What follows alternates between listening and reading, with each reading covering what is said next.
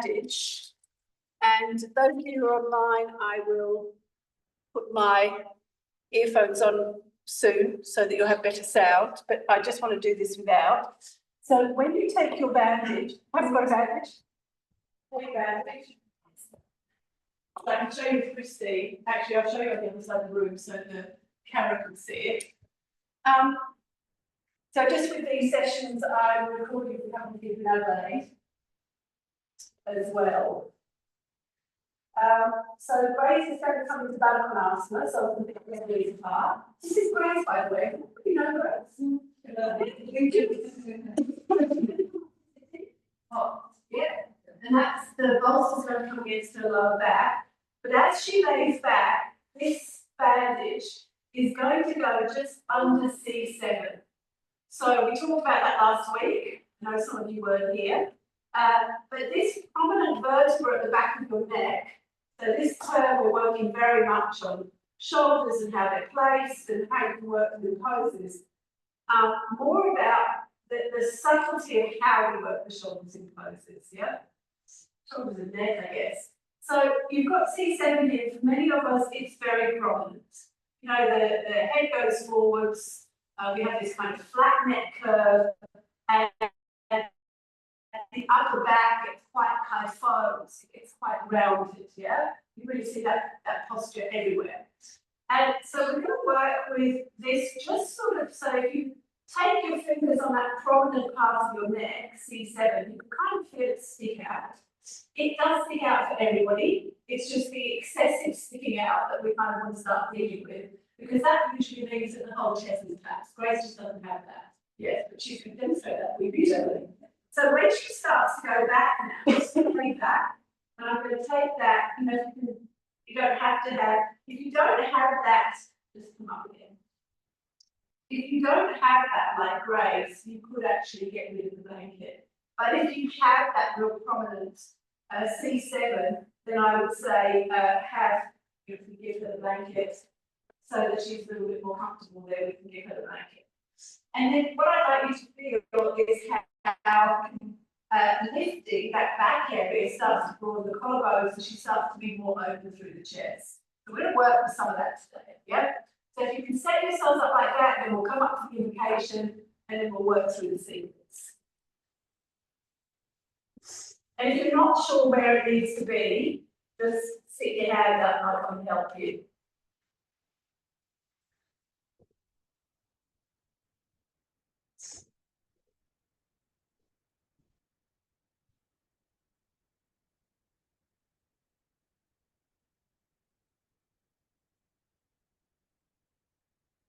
So when you've got it in, you might want to experiment with it a little bit, but when you've got it in, and it's not meant to be comfortable, by the way.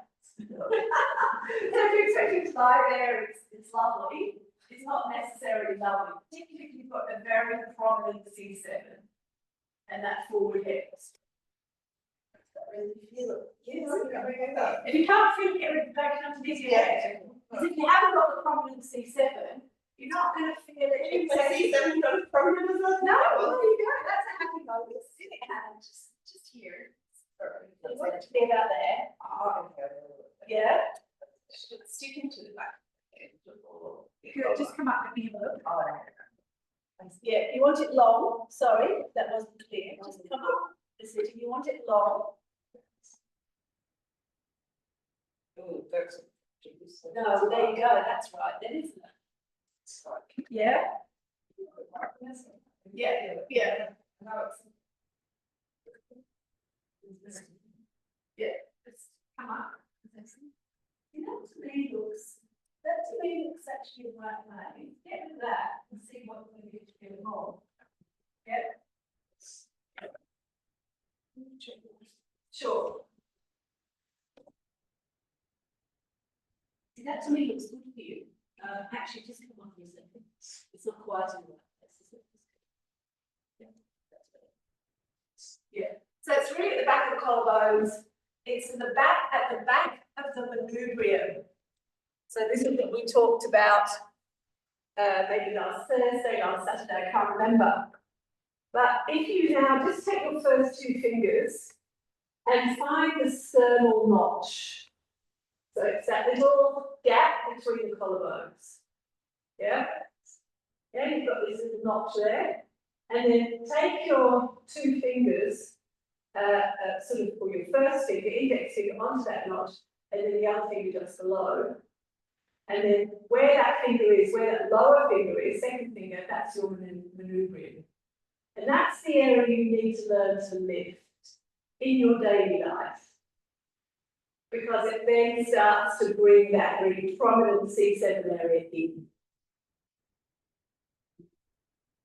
Yeah, so it's something to start to be aware of as we work through.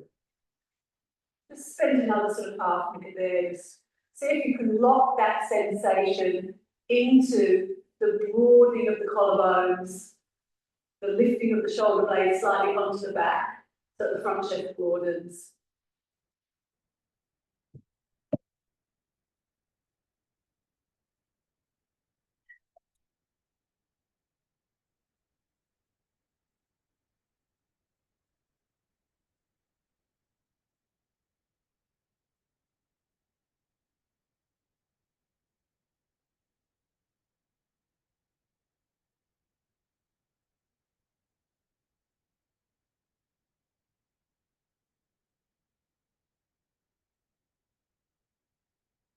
And then inhale, come up.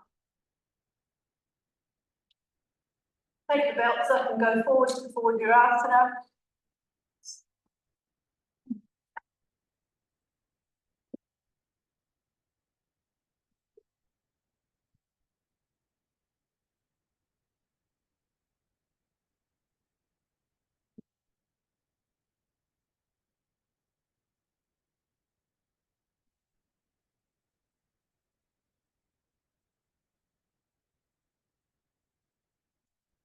From the back now, where that prominent C7 is, C meaning cervical, meaning neck, it's the last vertebra of your neck, the lowest vertebra of your neck, C7, yeah?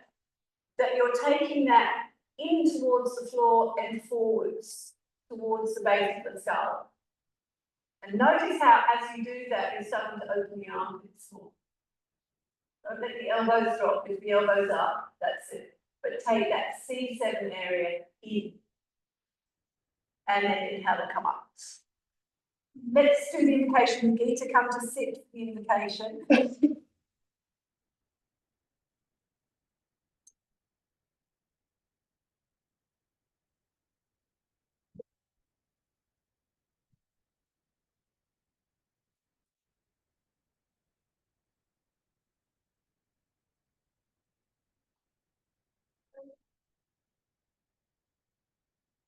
Lift the spine, lift the manubrium.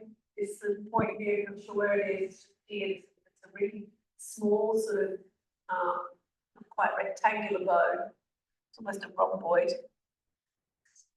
Lift the collarbone, C7 comes in. And then bring the palms of the hands together to the center of the chest. Close the eyes.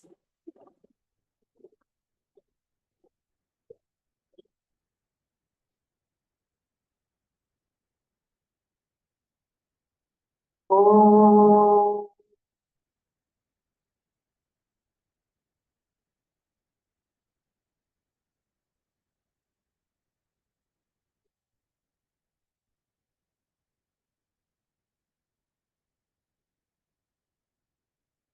Oh.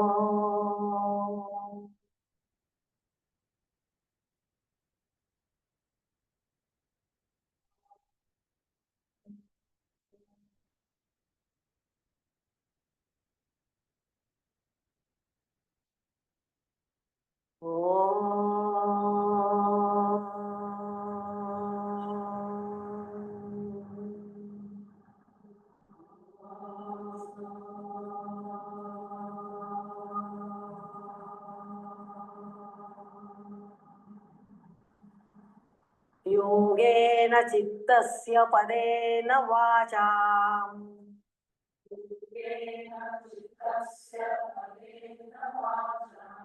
मलं शरीरस्य च वैद्यकेन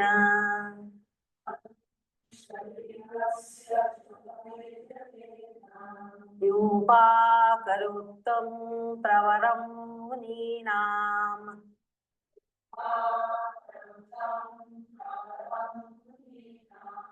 पतञ्जलिं प्राञ्जलिरानतोऽस्मि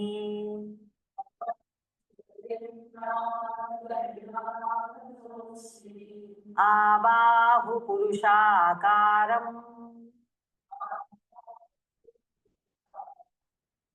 शङ्खचक्रासिधारिणम् सहस्रशिरसं श्वेतम् प्रणमामि पतञ्जलिम् हरिः ओम्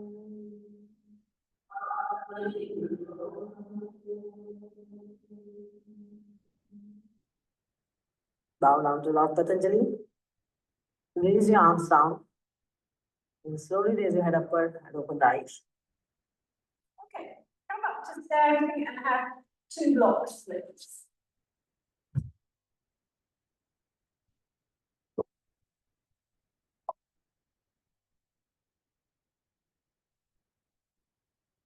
Let's check that this is connected. Yeah. All right. Okay, take your 2 blocks. Let me just take my socks off.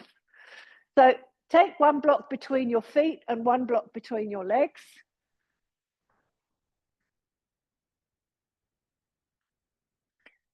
So block this way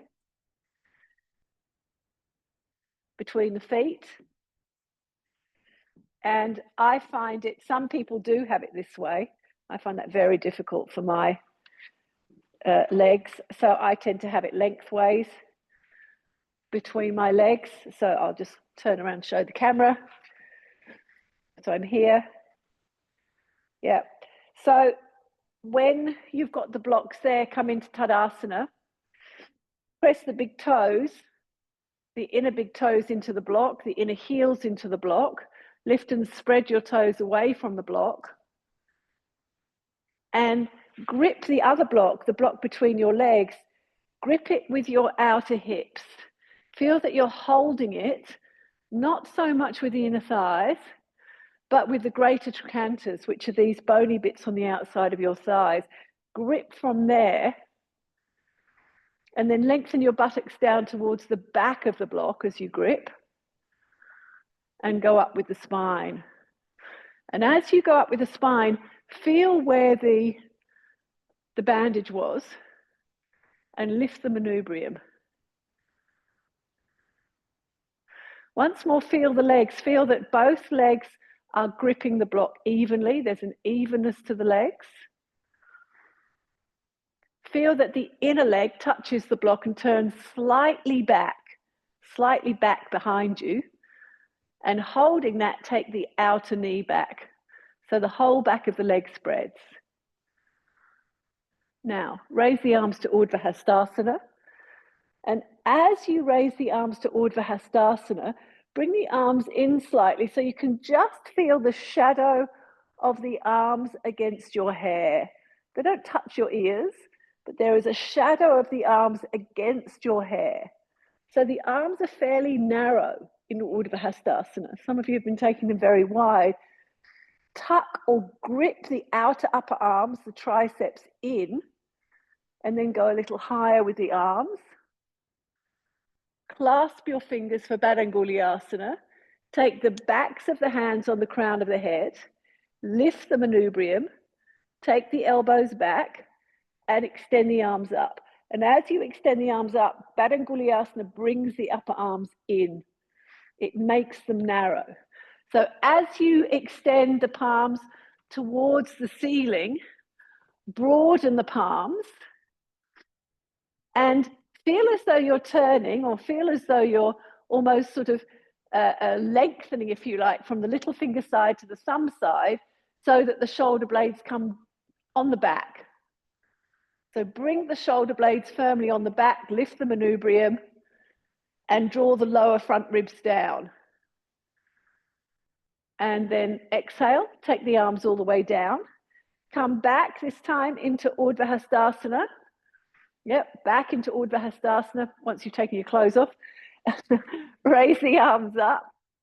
Feel that narrowness of the upper arms. There's a tendency not to grip the outer upper arm. Yes, Jude, that's much better.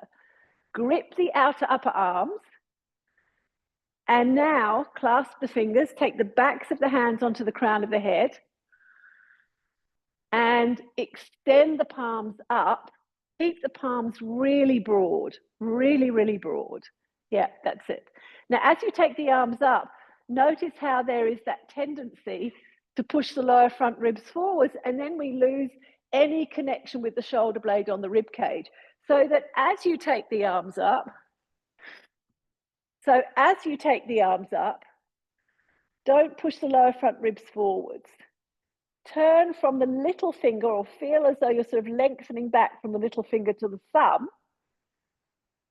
Draw your lower front ribs down and feel as though the shoulder blades come right onto the rib cage. There's a connection there. There's a compactness there. And then exhale and take the arms all the way down. All right, take the blocks out. You're going to take your chair. I find it easier with this one. You know, it's great to have a Tressler, but we don't, is to have the chair seat against the wall. And this may be too high for some of you. So you can adjust. Have a look at what I'm doing, and then you can adjust. Let me take some of my layers off.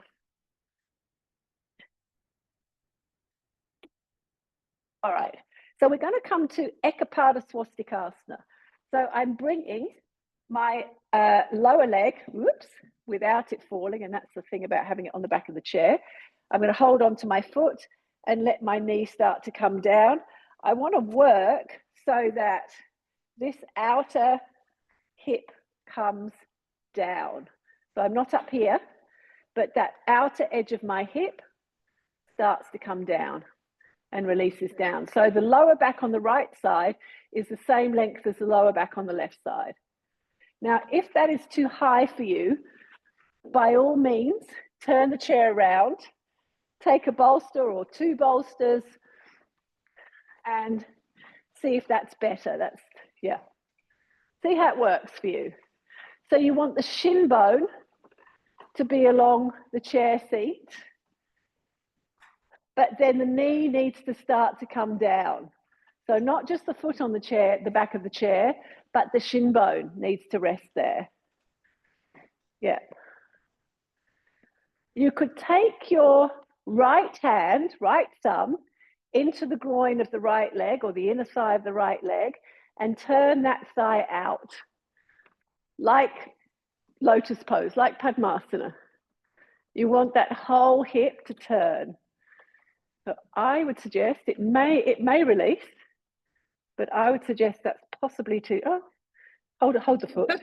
Yeah, it is, I know, it's quite a tricky way to do it. And see if you can rotate the thigh from inside out. Yeah. So release the outer right hip down, relax the outer right hip down. Soften the groin on the right.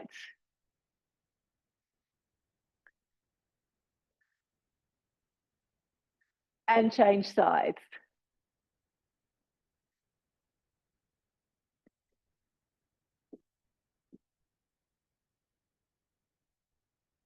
Have the toes of your right foot pointing forwards. I know it's a little bit tricky with this setup.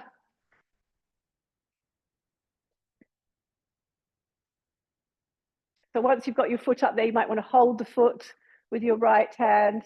Somehow that's easier, it keeps it there. And then use your left hand to rotate the head of the thigh bone out. Yes, exactly. So use your left hand, you hold on to your foot, to rotate the head of the left thigh bone out and down. Yeah.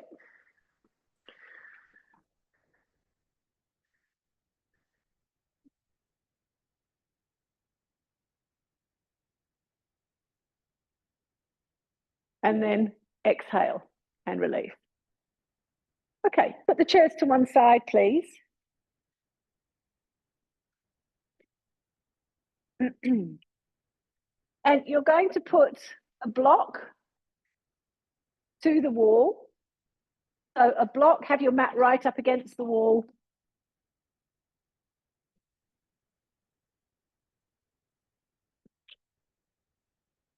And your block's this way, you're going to put your foot on it. So it's going to go to the wall. Yep. For Trikonasana. So you're going to take your left foot up onto that block, step your right foot out. The whole outer edge of my foot is against the wall. My whole foot's up on the block. You're going to step the feet out into a fairly wide Trikonasana. Turn the whole right leg out 90 degrees. You know, usual instructions, check the position of your right foot. And then extend the arms out at shoulder height. Now, as you extend the arms out at shoulder height, lift the manubrium and feel the shoulder blades on the back. So the rib cage is back into the shoulder blades. The shoulder blades are firm on your rib cage. Exhale as you reach out over your right leg. Bring your right hand down. You'll feel the outer edge of your left foot firm up against the wall. And raise the top arm. So notice as you come into this version of triangle pose, that to have your foot up allows you to sort of go sideways much more easily. It's much easier on the sacroiliac joint. It's much easier on the lumbar.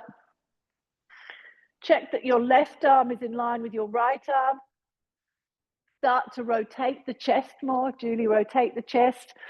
Rotate the right ribs so they almost come beyond the right leg. Rotate the right ribs forwards. So we have this tendency to take the arm back, but not the chest. So then the chest has to start to rotate. Don't take the arm back. The arm needs to be vertical. Find out where the arm is. Lengthen from your right side waist to your right armpit. Nice pose, Kylie. And then grip the outer right buttock forwards. And you need to bring your head back, your chest back towards Grace. That's much better. And grip the right buttock forwards. And press the inner heel down, and much more. Inner right heel needs to go down. Inhale and come up. And turn the feet to the center and go to the other side. It's cramping. Okay, on the right side. Okay. Draw up through the legs. I feel like you're resting too much in your bones. There needs to be much more of a gripping of the bones gripping of the muscles to the bones. So draw the legs up towards the hip sockets this time. Really work the muscles. Okay. Extend the arms out at shoulder height. So here, when I look at the leg, you know, this all drops in. So you've got to rotate from the beginning, not the foot. But this all drops in. So you want to rotate the thigh from inside out. So the kneecap faces over the second toe. Yep. So the muscles are gripped. And then reach out and across over the left leg. Press down through the inner left heel. If you've lost the inner left heel, most likely your buttock is sitting backwards. So, and you're coming down too low. You need to go up higher and then grip the left buttock forwards. Yes, yes. That's a much better position. Oh, it's uncomfortable. It's hurting. Turn it there. So don't go quite so far back. Bring the ribs down. Yep. So come out of the spondy that way, but grip the left buttock forwards towards Grace. It needs to go that way. And reach the top arm up. That's really uncomfortable. So soften this down through the groin. Yeah, okay. And grip through here, inner heel comes down. Okay. Yeah. So look, there is a strong stretch through the inner thigh. There's no doubt about that. But it's, I think, 8 out of 10. Okay, so don't go down so far. So come up further. So if it's too strong, just don't go down so far. Yeah. Much better pose not to go down so far. Grip this back. Really squeeze the outer fibula. This outer calf muscle needs to squeeze in. Hold it in. Inhale and come up. And step forwards to Tadasana. So when you come into Tadasana, same action. Feel that even though you haven't got the bricks there now, both legs are moving down evenly to the floor. There's an evenness through both legs. Roll the shoulders back, lift the chest, lift the manubrium. And exhale and release. Take your 2 blocks. So this time your blocks are this way to the wall. So with the narrow edge, if you like, to the wall. And you're going to take, there's some different ways here of doing standing poses, just feel what they do to your body. You're going to take the edge of the heel, the bony edge of the heel, up onto the sharp edge of the block. So I'm taking this time I'm facing the wall, I've got that bony edge of my heel up, I'm stepping back into triangle pose. Now, I want to actually flex my foot up, not just my toes, but my whole foot, so that as I come into triangle pose, it's pretty easy to go down there. As I come into triangle pose, the right leg moves up into the hip socket. If you find that as you come down low, you're here, you've lost the whole alignment of the pose. Better to be up here, if it's very strong through the inner thigh, and grip the buttock forwards, but to be in line, shoulder to knee, buttocks in line with the shoulders, and so on. Okay? So you've got the bony part of your heel up on the block, not the ball of the foot, not the sole of the foot, the bony part of the heel, and you're lifting the foot. So the foot is flexed, the ankle's flexed. Yes, it might be easier, Hannah, on your poor foot. And then extend the arms out at shoulder height and exhale to reach out over the right leg. As you flex the foot, draw the leg up into the hip socket. Find the alignment that, not so much the alignment that works for you, but find the depth that works for you. Everyone's so keen on getting the hand down further, this, that, and the other.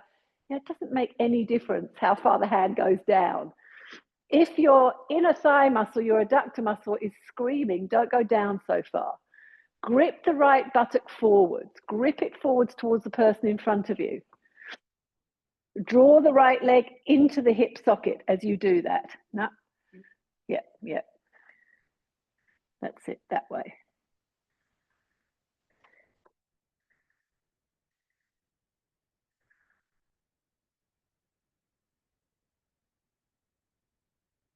So consider what the pose is doing. So more your heel, Jude. Yes, much more the heel. So otherwise it can be quite sensitive. And lift the manubrium. So again, don't let the chest drop. Better, and then that comes in. Inhale to come up. And release. Step out. And turn around to go to the other side.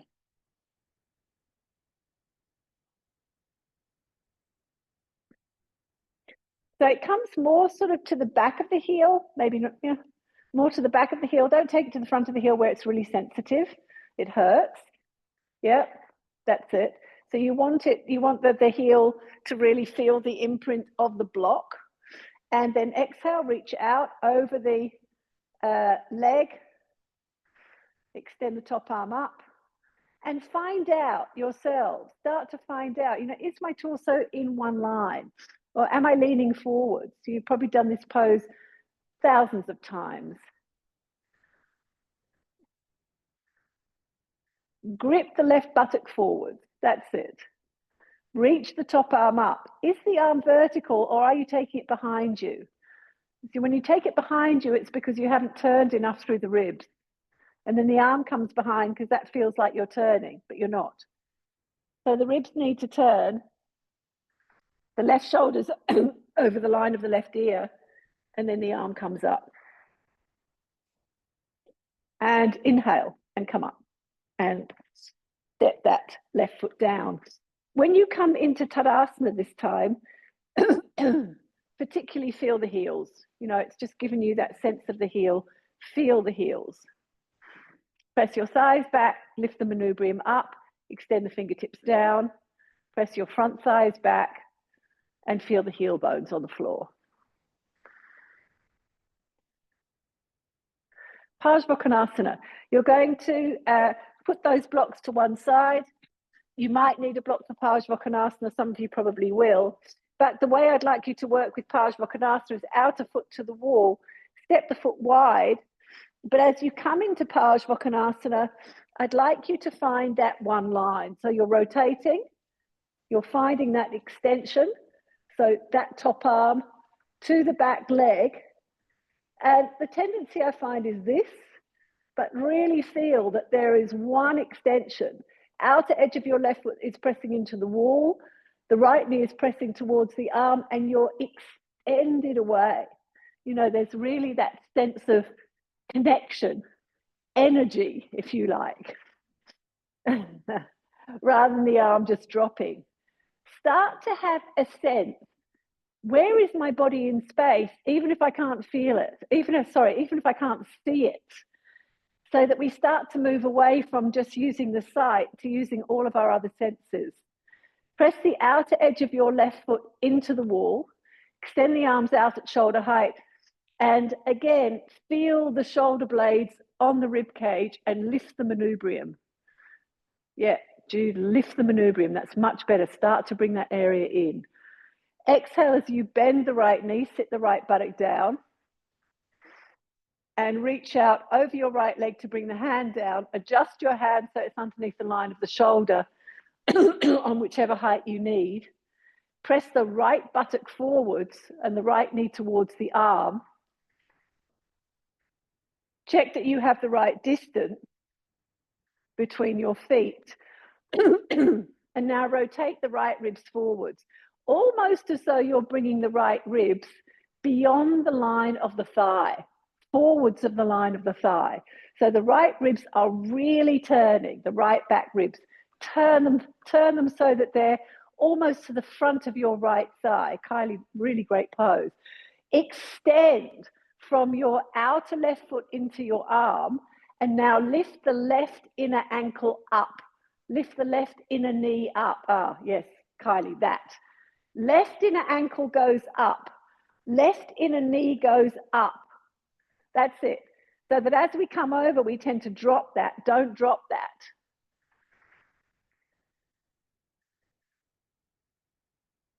Again, the right ribs are rotating forwards of the leg. Extend into your fingertips. Don't forget that you have fingertips. The whole pose is lost when you forget that you have fingertips. So extend through them and raise the top arm and inhale and come up. You know, there are these lovely poses happening, and then this. You know, your consciousness needs to, you know, exist beyond the fingertips. Yeah, go to the other side, please. Whole outer edge of the foot against the wall. You're using the wall to be able to press the outer edge of the foot and lift the inner ankle up. That's why you've got the wall there. All right, position your block, extend the arms out at shoulder height, shoulder blades onto your rib cage, rotate the left thigh from inside out and really start to check that thigh. Don't move the hips, just rotate in the hip socket. And then exhale and bend the left knee. Yeah. Move the knee towards the little toe side of your foot, of your left foot. Reach out over your left leg, bring the left hand down.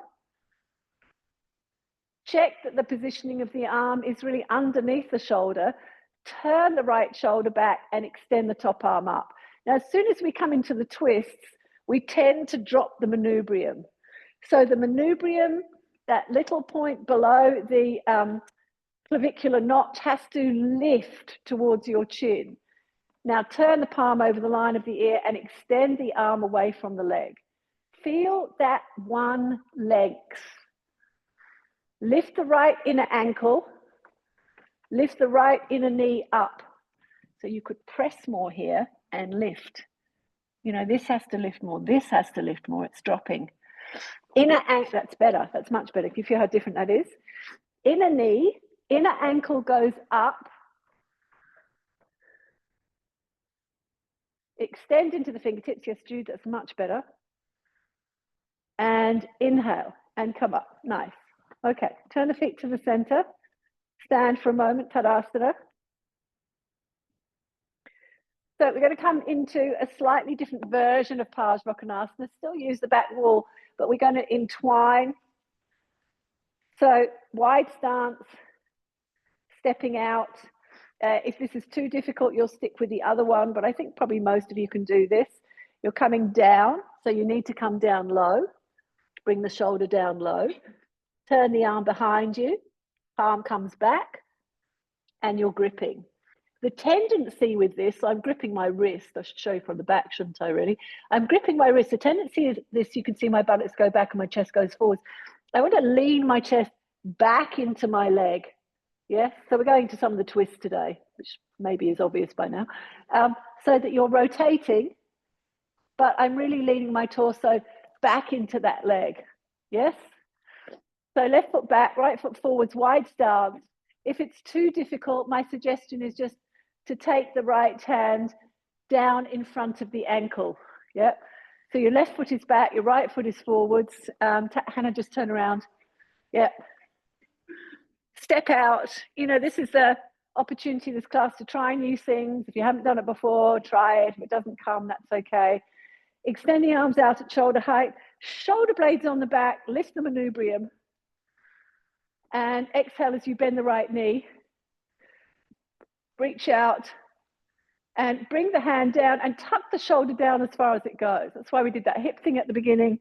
Tuck the shoulder down, take the arm back behind the buttocks, and then bring the other arm behind. Yes, great. Most of you are there. Fantastic. Now notice the tendency is to come forwards, to bring the torso forwards. Lean the torso back against the leg.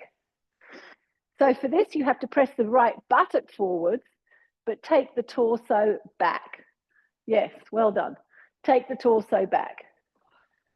Lovely. Now, lift, don't fall over. Lift the inner left ankle and lift the inner knee. It will keep you sort of stable and balanced without the arms. Chest back, head back. And exhale and come up and release. Okay. And turn around, go to the other side. Well, it's always groaning. All right, go to the other side. You can groan in the morning. Let me know if you get too hot with the heaters on. It was 9 degrees this morning. I figure we need heaters. Extend the arms out at shoulder height. Exhale, bend the left knee. Now, as you bend the left knee, notice already how you lose the inner ankle on the back foot. So re-establish now. Re-establish that inner ankle, inner knee, the lift, the length up into the groin. Then take the left hand down, tuck the shoulder down, tuck it down, go as low as you can, and then bring the left arm behind you and clasp. Once you've got the hands, now start to lean, because we're going to start to work into, twisted Janushirasana, twisted Paschimottanasana. You've got to be able to lean the torso back. Lean the torso back against your leg. That's it. Lovely. Lean the torso back against your leg. Lift the manubrium up. Take that C6 area in. And bring the left hand, you're nearly there, but bring the left hand down onto the floor, because you've sort of lost it a bit, lost the alignment a bit. You want to be there more. And inhale and come up. Yes. Uttanasana. All right. Feet hip distance apart, folding the arms, exhale and fold forwards. That's it. Start to come forwards.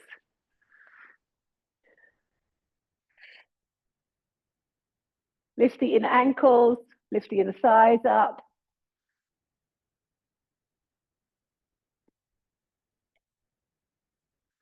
Feet hip distance apart. Julie, just take the feet wider.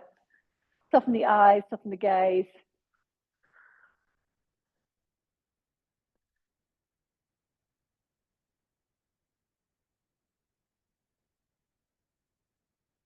And then bring the hands on the hips, inhale and come up. Take a block for Twisted Trikonasana, Parivrtta Trikonasana. So you're going to take your left heel back against the wall. Again, use the wall as a wedge. Step the right foot forwards. Block to the outside of the right foot. You know, this is a pose that many, you know, you're familiar with.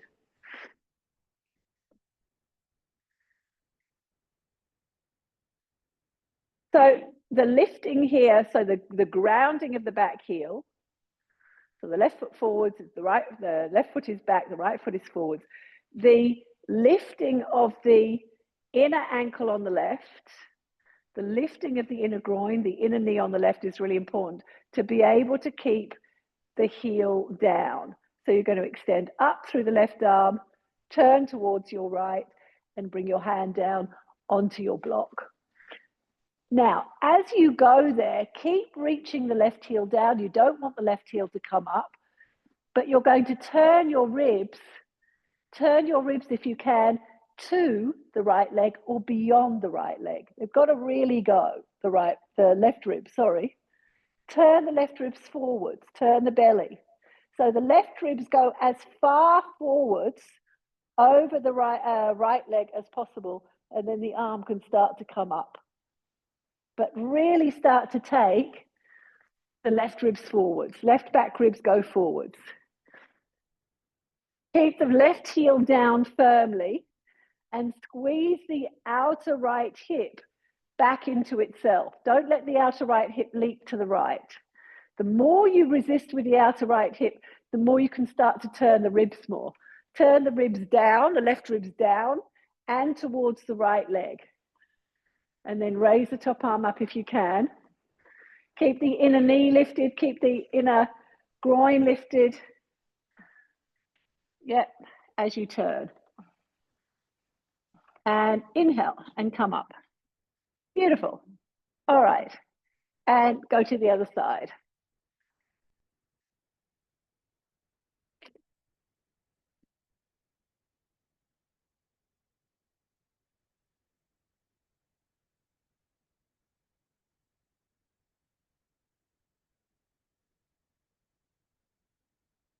Ground yourself with the inner right heel bone.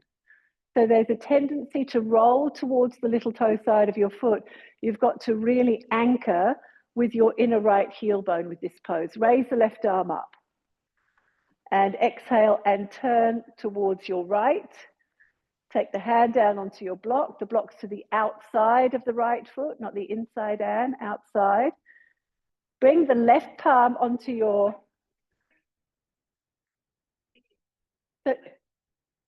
So you should have the right, okay, sorry. All right. So the right arm is up and you're going over. Thank you, everyone. Squeeze the outer left hip towards the midline. Press down through the inner left heel. Yeah. Now turn the right back ribs down towards the floor, away from your spine, and over your right leg, left leg, sorry, over your left leg, towards your left leg. Keep turning your right back ribs down towards the floor. So this here has to change position. So just the heel is against the wall, turn the toes in much more. Do the same, but with the back foot, the toes have to turn in much more. So the foot is not back against the wall. Sorry, that wasn't clear, but the whole outer foot isn't against the wall, just the heel is against the wall. Otherwise you can't bring the hip forwards. That's it. So once you start to turn now, once you start to turn the right ribs down towards the floor and forwards towards the left leg, you've got to resist in the outer left hip. Otherwise it starts to leak. Then you can rotate even more. You can rotate the belly even more. Release the left hip down away from the left waist and take the top arm up if you can at that point. So you've really got the rotation there. Lift the inner right knee up, the inner right ankle up, and rotate the ribs around. That's it. And inhale and come up. Okay, step the feet forwards, come into Tadasana. Just take one block between your thighs and feel that you're gripping the block with the greater trochanters, which are these, you know, mine are quite bony. They stick out quite a lot. Mine are here. These are your greater trochanters, this bony bit at the top of your thigh. Grip the block with that area. Grip, not the inner thighs, but the outer thighs, grip.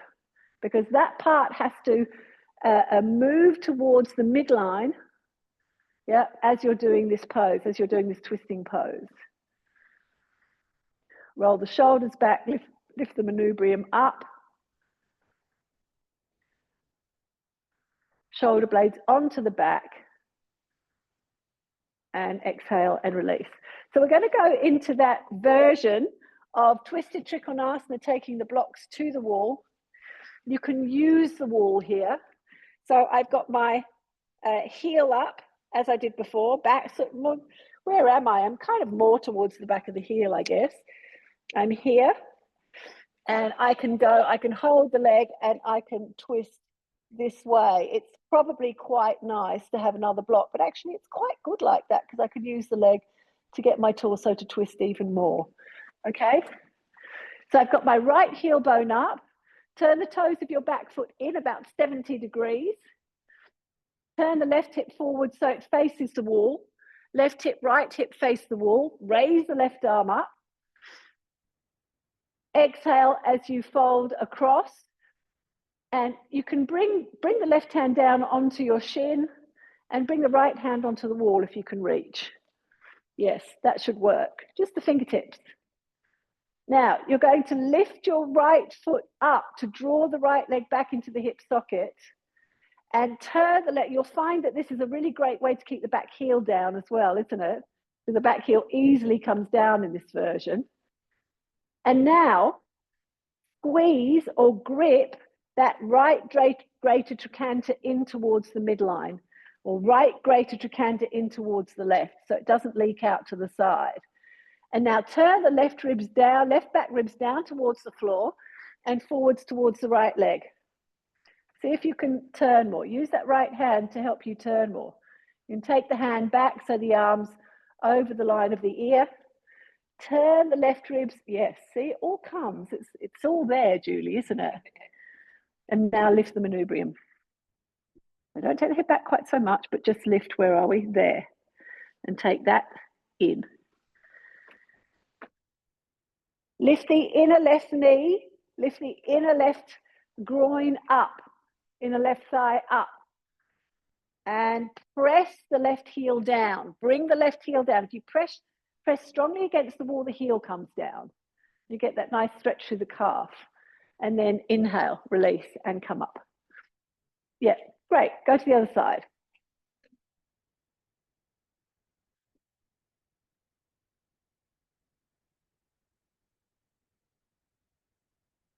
Once more, be on the heel, lift the foot up, draw the leg into the hip socket, turn the right hip forward. The toes of your back foot need to turn in for this pose. The back foot is at a completely different angle than in previous poses. So keep that in mind. Otherwise, it's really hard to twist, just sort of starting from behind. Now, raise the right arm up, go forwards over the left leg, bring the hand down, hold the leg, and bring the right hand onto the wall. It will give you more support. And having the hand there also allows you to twist. It allows you to turn. That's it. Now, squeeze the left greater trochanter in towards the right. And now turn the right ribs down towards the floor, but also take them forwards. I'm going to hold you because you're sort of leaning that way. So you've got to bring the whole torso over the left leg. Yes, there. That's better. That's the pose. So turn, lift the manubrium, and take the right ribs over the line of the left leg. You want to be able to bring the ribs forwards, but that's better. That's a much better pose, yeah? And now reach the right heel bone down. Right heel bone comes right down. Straighten the front knee, Kylie, straighten the front knee. There. And inhale, release, and come up. All right. Step the feet back, feet hip distance apart for Uttanasana. Uttanasana, resting, raise the arms, hold the elbows, and exhale and fold forwards. Let the elbow tips release down. Let the skin on the back of the neck release down to the base of the skull. Let that release, soften the face, soften the eyes. Just feel, are you over the central arches of your feet? Maybe you need to rock further forwards to be over the central arches of your feet. If you can feel that the weight is back in the heels, then probably you're not over the central arches of your feet. You need to rock forwards almost until you feel you're going to fall forwards, and then push your legs down towards the floor. And now raise the arms, raise the elbows, inhale, and come up. We're going to work into Urdhva Prasarita Ekapadasana. So bring your mats slightly off the wall. You don't need the wall for this. You may need blocks. Maybe take blocks to your... Maybe we'll go to the left first. Well, no, let's see. Let's go to the right first. All right, let's stand in the center of the mat, going sort of clockwise. Feet together, Tadasana. Lift from the inner ankles to the inner groins. And take the hands to the center of the chest and step or jump the feet out, just a leg length. Turn your whole right leg out 90 degrees and come onto the ball of the left foot. And again, you're in that position of the back foot is 70 degrees turned in. So both hips face over your front foot, and then bring your hands onto your hips. Christine, turn and face the center of the room just so that you can see what we're doing. All right. Press down through the inner right heel, base of the big toe so that you're secure. Exhale and fold forwards. And you can bring the hands onto the blocks and adjust your hips, or you can bring the hands to the floor. It's up to you. Draw the right leg into the hip socket. So if you can, you get rid of the blocks and bring the hands to the floor. And draw the right leg up into the hip socket. Turn the left buttock away from the right buttock and elongate the right thigh up into the hip socket. Look forwards. You're going to bend your front knee. Bring your hands forwards. Hop your back foot in. Now, as you hop your back foot in, turn the inner thigh, the inner groin, up towards the ceiling. So the whole back of the thigh faces the ceiling. You're not turning the foot, turning the leg. And then from there, walk the hands back towards the foot as you take the left leg up. This way.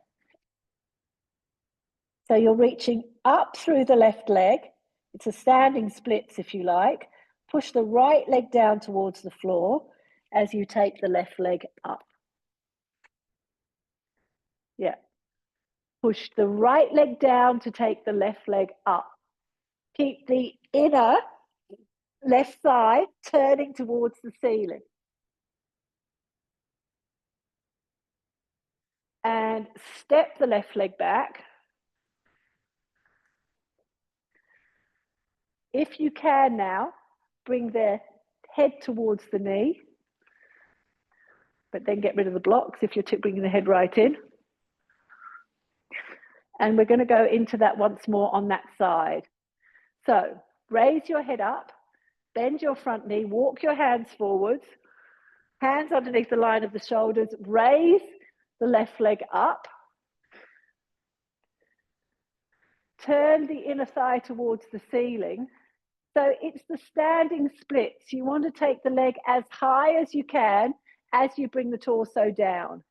So you can walk the hands back towards the foot and take the leg up Turn the inner left thigh up towards the ceiling. Extend out through the foot. And then exhale, bend your front knee, reach the left leg back. Once more, move the hands back.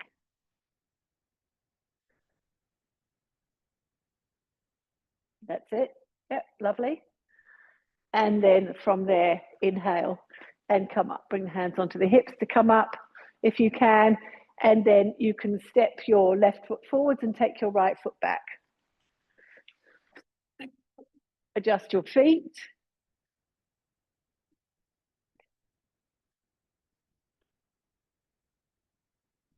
And again, Julie, turn the toes in. Yes. Press down through the base of the left big toe.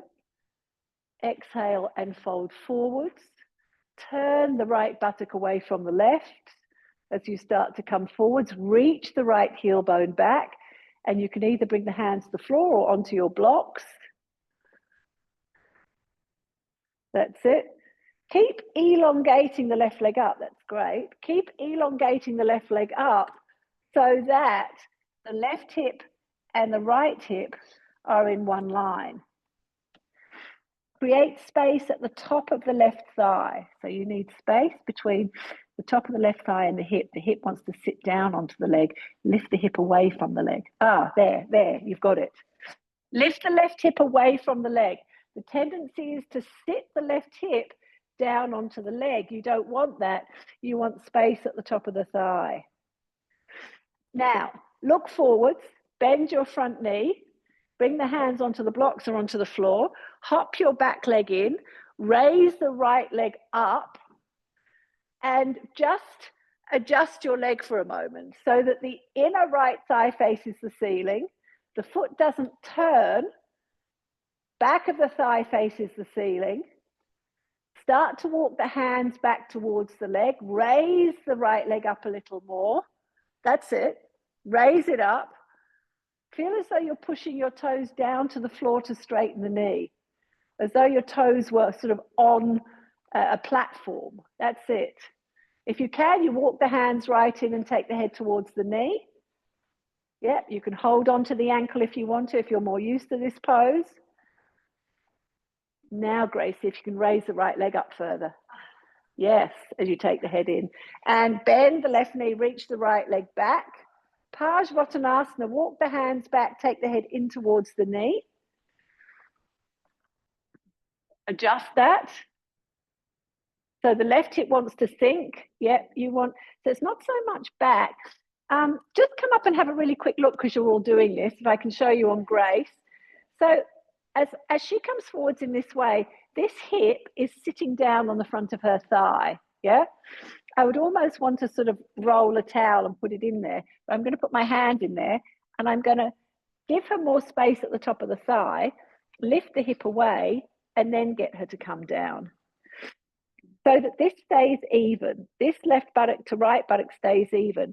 So the length for this pose, I find, comes from the very top of the hamstring. The very top of the hamstring has to lift, and you're creating space between the top of the thigh and the hip as she comes down. Can you go into the next bit of this pose? Urdhva Prasarita Padasana, she's going to walk the hands forwards, raise the leg up. So again, she's trying very hard not to do this, yeah, but keeping the inner thigh facing the ceiling.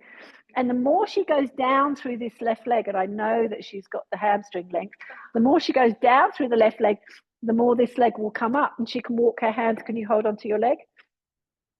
So she uses the same hand, elbow out to the side, the head comes in, and the more she goes down, the more she can go up through the leg. It is a big hamstring stretch.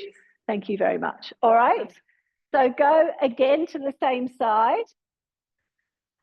Create space at the top of that thigh. That's where you need that little bit of extra space, yeah? So the hip doesn't just sink down on the top of the thigh, yeah? And it accesses the very top of the hamstring. That's what you're trying to do here. And it is strong, but why not, hey? What else have we got to do on a Wednesday morning? Nothing.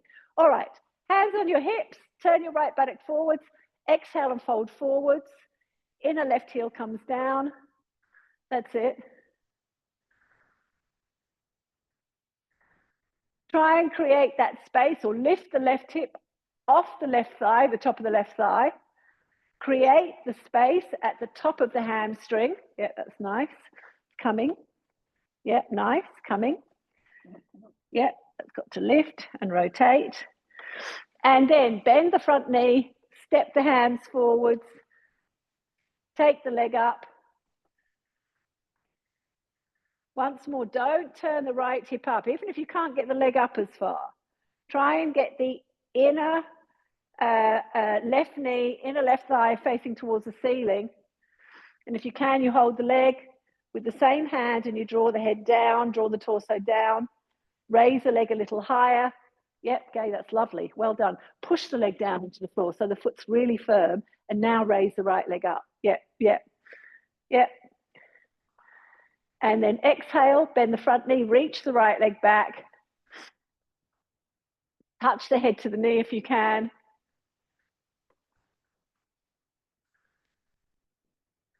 And from there, inhale. Bring the hands onto the hips, inhale, and come up. Come up. Yeah, very hot. Yes. Heat is off. Yep. Let's turn one off at least. Yeah. All right. Urdhva Prasarita. Prasarita. This one. I've just completely forgotten. Take the feet wide. We're going to come forwards. You can bring the hands down. Yeah.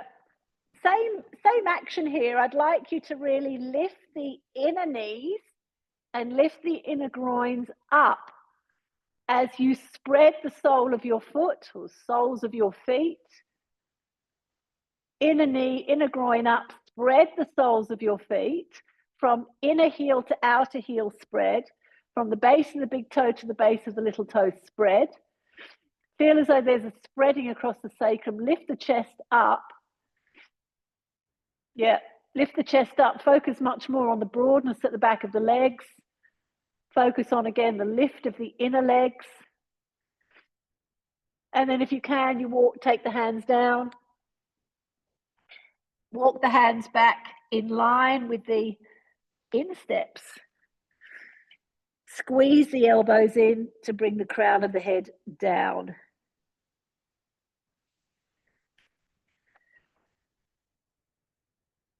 Yeah, squeeze the outer elbows in strongly. Don't let the elbows spread. You know, 3-point headstand ultimately. If you can do this quite easily, this pose, come onto the back of your head. Yeah, exactly. Squeeze the outer elbows in. Lengthen the torso down. Now lift from the inner groin to the inner, from the inner knee to the inner groin. So the inner legs are really long. That's it. Have the hands flat to the floor. Yeah, hands flat to the floor. And reach the crown of the head down towards the floor. Yeah, that's it. And walk the hands forwards. Raise the head up. Bring the hands onto the hips.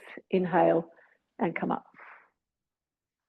Right, all right, step the feet back towards each other.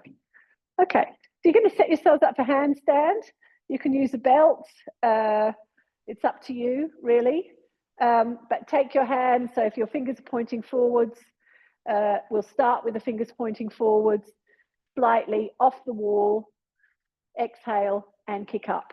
You've just done Urdhva Prasarita Ekapadasana. You've just done the splits, basically. Use that pose to help you step up lightly.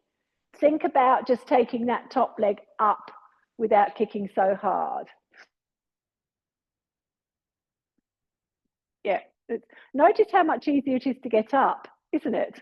Once you've done all this hamstring work. So if you can work the hamstrings before you do handstand,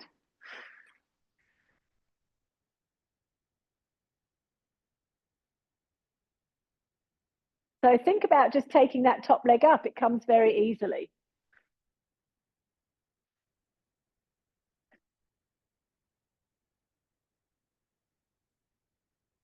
Lift the buttocks to the heels as you go up.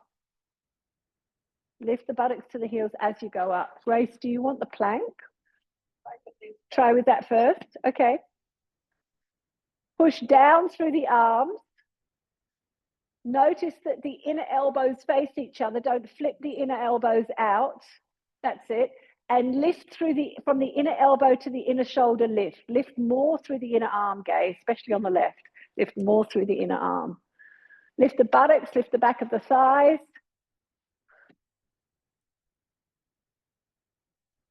And exhale, step down, Uttanasana, as you step down.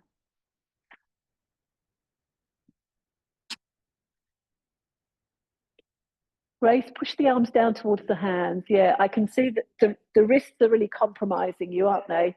So I would say use more support. So you're going to come up, turn the hands out, have a block between the wrists, and kick up. Where is the plank? Planks.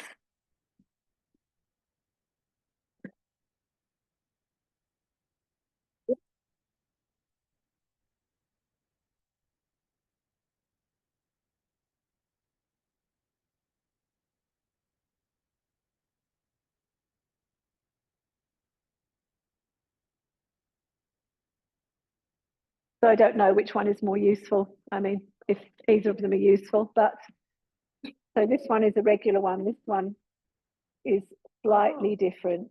Yeah. So you know, Yeah. so you're here, but it's slightly less than this. So it might be quite useful.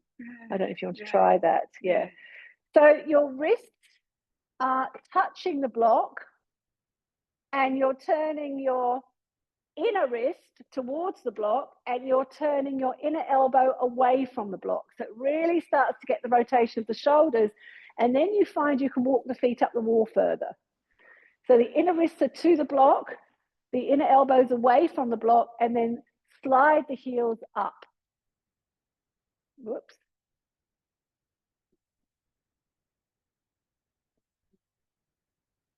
Okay, so let me just, I mean, you're kicking up really well. Yep, and kick under. Yep, okay, just so I'm there.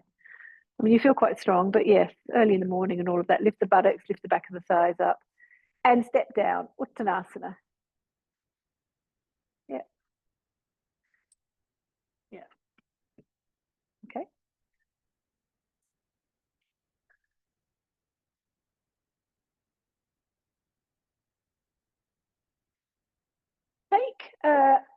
Come up, everyone. Take a bolster, and you're going to use your bolster for downward facing dog. So if you have a look this way, I've actually got my thumbs underneath the bolster and my inner wrists touch the bolster, so that as I come into downward facing dog, I can squeeze the arms in. I can use those outer upper arms. I can start to really get the arms in to touch the bolster as I start to press my thighs back there. Yeah, thighs back, arms into the bolster. So the arms are really active there. There. So I start to work. Okay.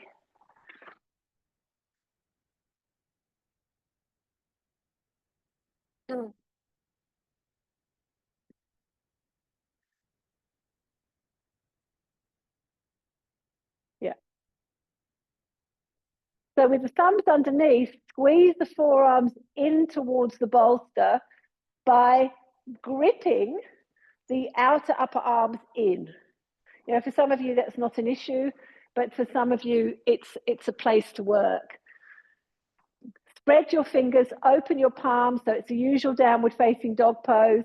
Really spread the fingers and grip the forearms towards the bolster. Grip the outer upper arm in and then press back into downward facing dog. Start to press your thighs back. You've done a lot of hamstring work. Start to reach the heel bones back towards the wall. And then if you can, bring the back of the heel bone down to the floor. Don't let the heels float. See if you can bring the back of the heel bone down.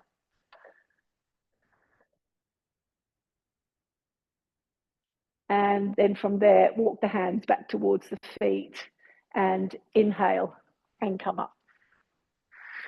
Great. All right. You're going to set yourselves up for forearm balance. So take, I would suggest today having a rolled blanket, and you've all got blankets. I find these blankets are very thick.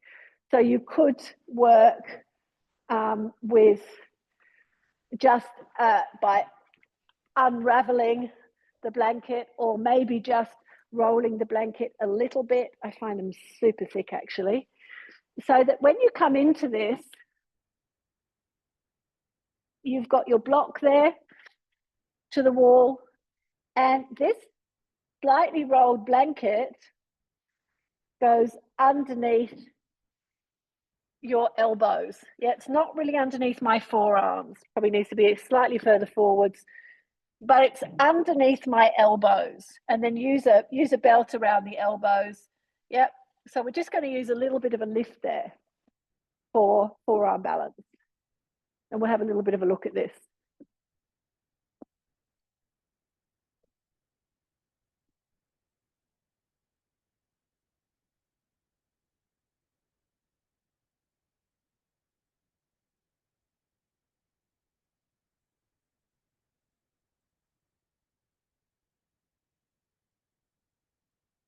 So just a small roll. And then take the block between the hands. And Grace has got a nice way of using it. She's actually folding the mat over. That works quite well. But then you need one of the smaller, thinner blankets. Try it with a small roll.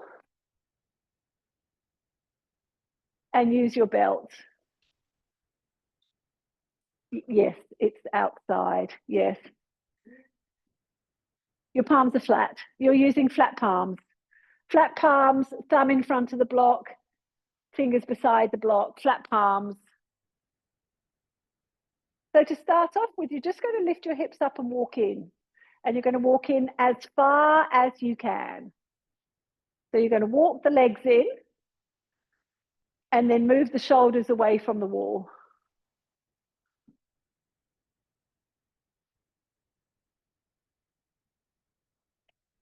So walk in again and move the shoulders back away from the wall. So the shoulders need to go back away from the wall as you walk as you walk the feet in. Stay on your toes. You're not trying to get the heels down. You're just moving the back away from the wall. Now raise the right leg up to the vertical. You've just done lots of this work. Raise the leg up, move the shoulders away from the wall. And then change sides, take the other leg up. Move the shoulders away from the wall. Keep that top leg straight. Don't bend the knee, Anne. Keep the top leg straight. That's it. And take that left leg down and come into forward virasana.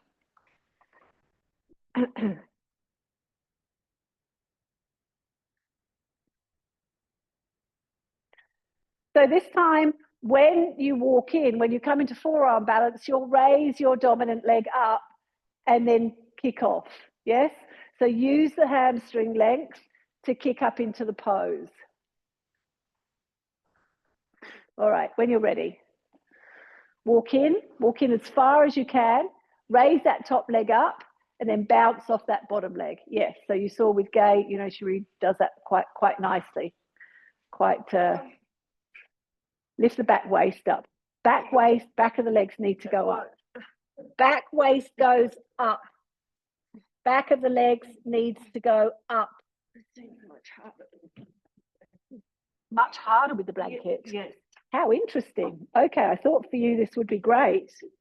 Okay, get rid of the blanket and let's have a look. I thought for you the blanket would be really good. Yeah. Okay. I'd like to, has everyone been up? Yep. Okay. Sorry?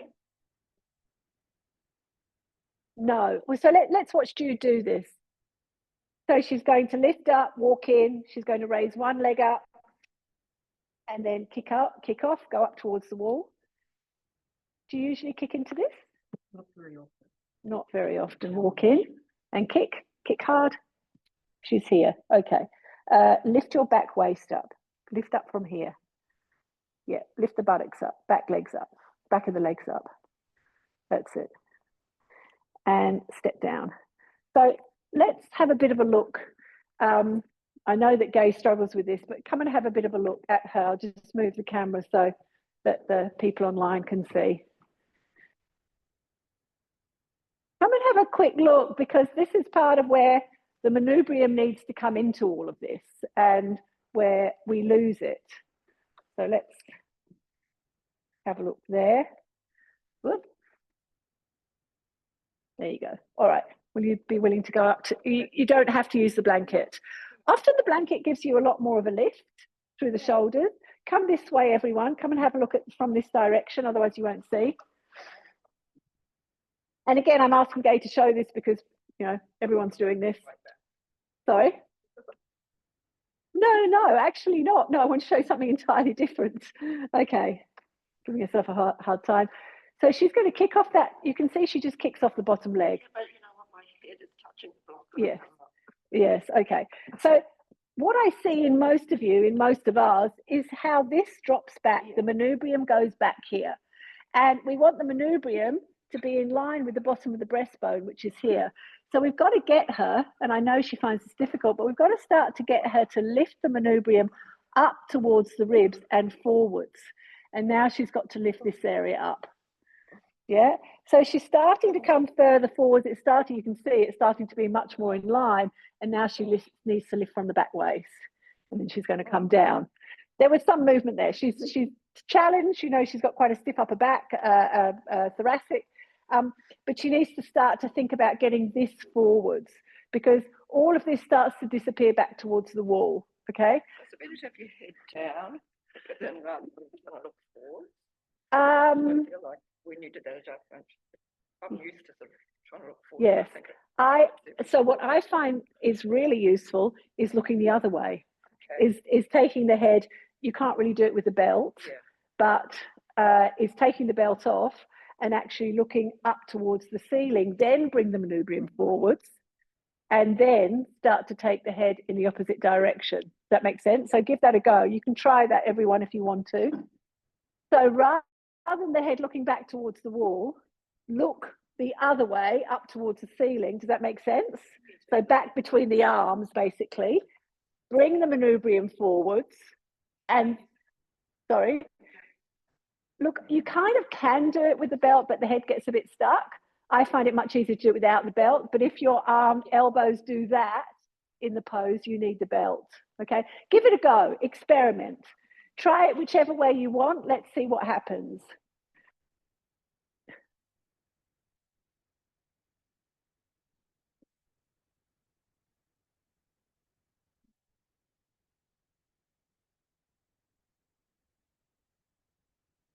Yeah, and that's great. That's great. So even more, bring the manubrium forwards, but that's great. And so that's fabulous on you. And that lifts, and now you can lift the back waist and the buttocks and the tailbone moving. Don't press forwards.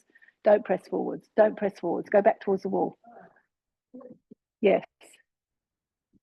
Yeah, lift the shoulders. Yeah. So how was that? Yeah. Better in your back though, yes? Yeah. Better in your lower back. So for, you know, it can be much better in the lower back. Anyone? Any feedback? How does it feel to bring the manubrium forwards or the head forwards? Like that I find more helpful than the instructions that we've used before to kind of bring the breath. I don't know, for some reason, if I think about that bit there, yes, coming forward, yes, and being connected to that, yes, that's helpful. Good. Okay. So and I think that's what this is about in a way, is that over the years you listen to different instructions and some things mean something to you, and that really makes the biggest difference in that pose. And then people have been saying something else for like years and you've gone, I've got no idea what they're talking about. Okay, great. Downward facing dog.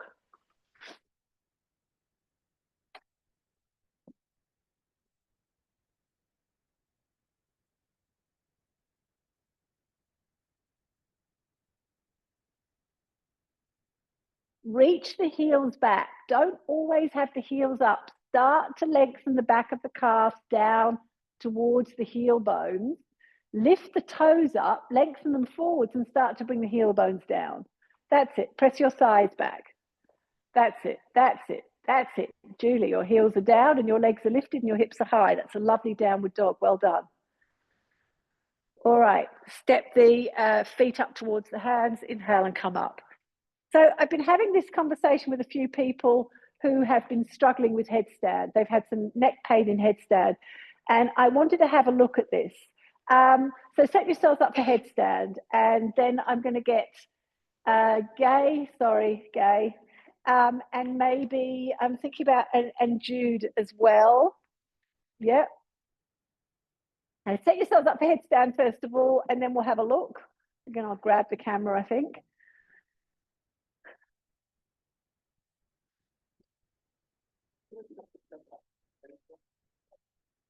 You're doing it with blocks, yes. Yes. So we've been working with 5 blocks over the holidays, and it's been quite successful. So if you are using blocks, have 5 blocks, please. Sorry, it's a lot of blocks, but oh well, there's not that many of us. What I'd like to show you is postures. Okay, so come and have a look at, I might get Gay to come and stand here, Grace to come and stand here, and maybe Jude to come and stand here. And I don't want anyone to feel, uncomfortable about me showing their posture. So Gay is going to turn sideways. There she is. Come and have a look at her sideways on. So she's got scoliosis, right? Everyone knows what scoliosis is, yeah? Which means she's got a much more prominent thoracic. It's genetic, there's nothing she can do about it, but she works amazingly with it. But you can see, because of this curve here, see how flat her neck is? So the curve of her neck is meant to do this, but it doesn't, it's flat.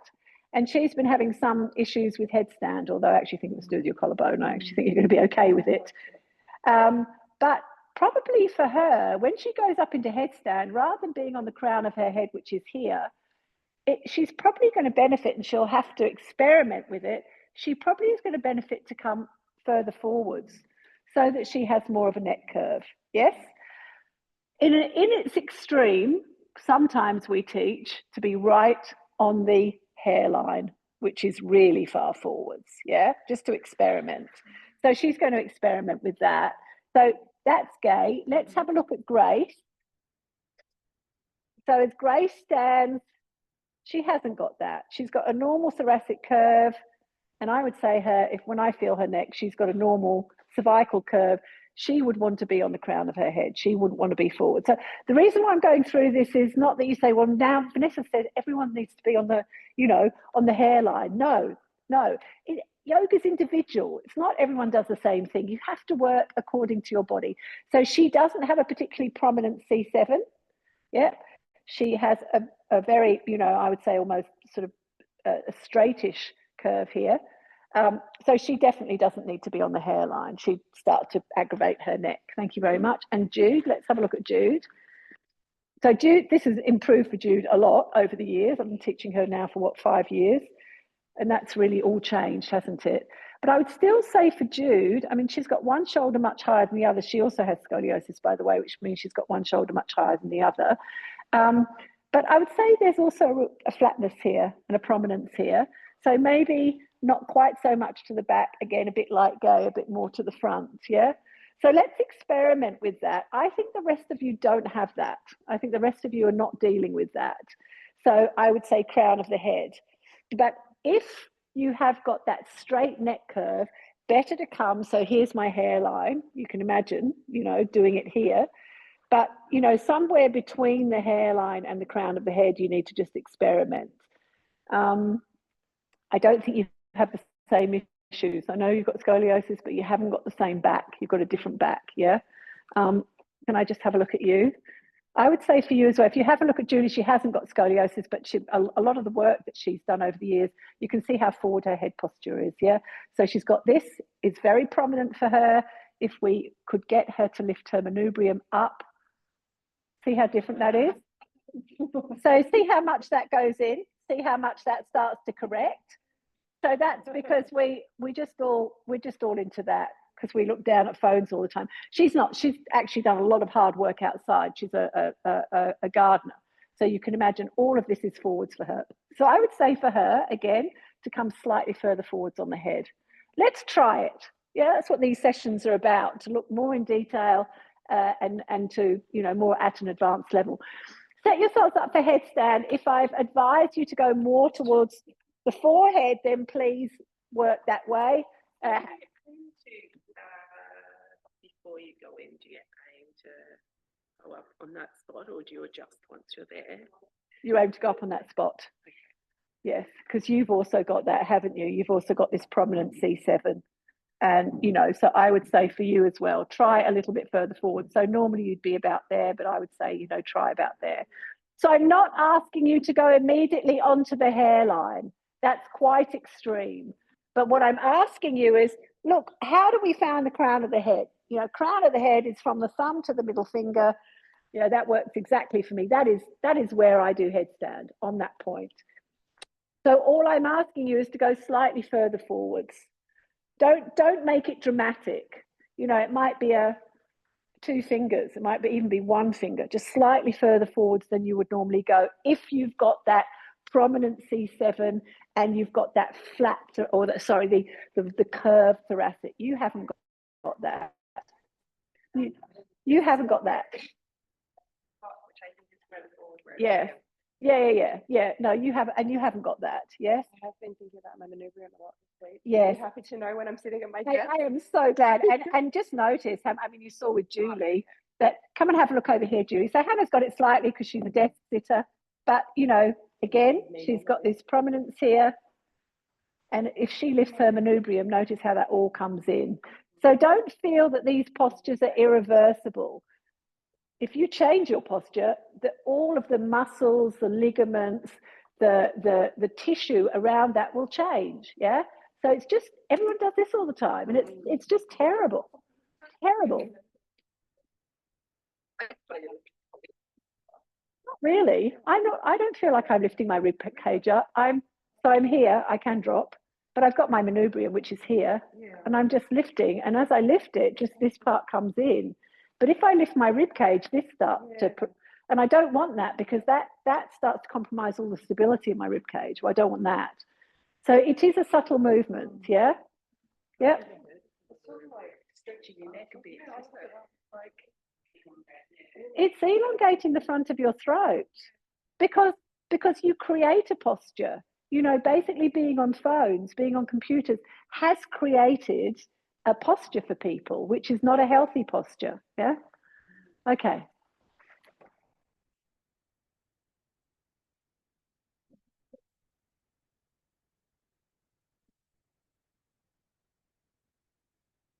All right. So get yourselves ready, go up. All I'm asking you is to experiment with this. The 5-block thing, oh yes, exactly. If you have a look, if you haven't been around during the school holidays, we did lots of workshopping around the shoulders. That's the 5-block sort of posture, which I find very useful for the shoulders. I'm not necessarily asking you to do that either. So that's looking fantastic, strong, wonderful. You're lifted. Yeah, that's looking like really a fabulous pose. Press down a little bit more through the right wrist, lift the right shoulder, and bring the feet more towards the left. So there you're central, yeah? So just that right shoulder is tending to drop. Don't let it drop so much. That's it. Jude, just bring the left elbow in. The left elbow tends to want to, you know, left, sorry, I'm saying left, I mean right. Yeah. This one tends to want to come out. So in order to keep that in and not to slide like that, you've got to grip this forwards. So take that outer upper arm on your right forwards. You're gripping the deltoid so that the elbow stays there, okay?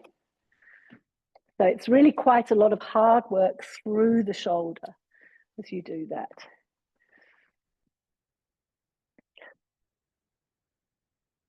Yeah, it's nice to see that you're really in the solid balance. So, so what I see happening here is actually a nice pose. This sits back a little for you. You need to lift the shoulders more. Wrist bones down, lift the shoulders. So that's your focus, really trying to lift the shoulders up. turning the outer upper arms forwards and containing the lower front ribs up.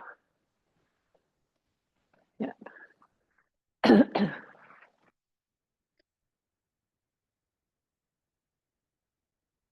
So Grace, you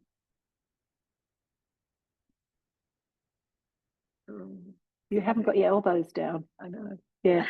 So you need to come down and make sure that your elbows are Thank down. you. Yeah. Yes. Yes.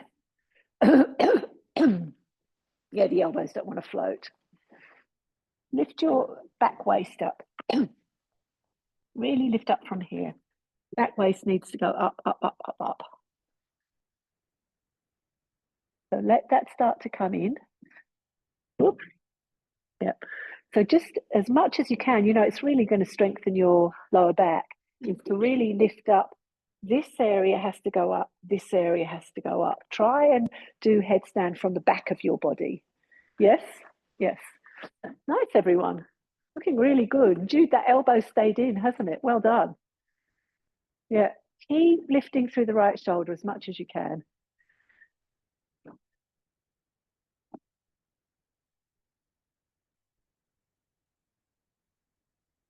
Yeah, great that you're not touching the water go up. Fantastic.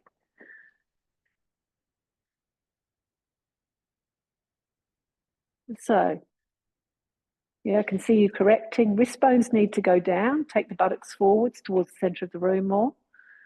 And lift from the back thigh up. Back, yes, that's it, that's it. Then it starts, then the whole back body starts to lift, doesn't it? Then the shoulders start to lift.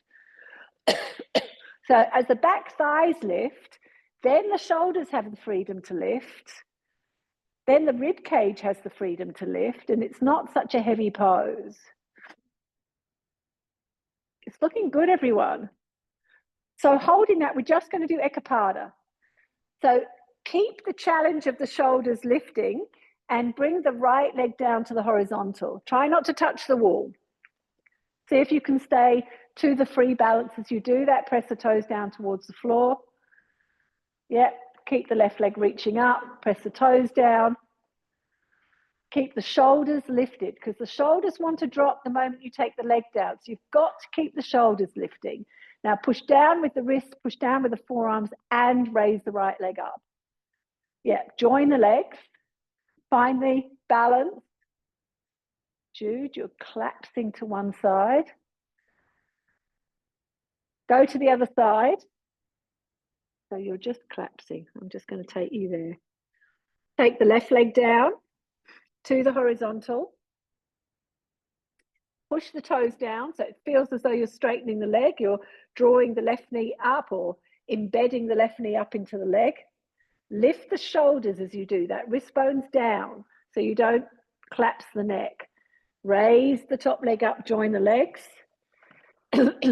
Now, when you come down this time, when you come down to the floor, come down in a controlled way. So you can come down knees to chest, don't touch the wall. This is the way you learn to get up. And then just touch the toes to the floor. Don't collapse down. Yep. And then forward Virasana. Well done.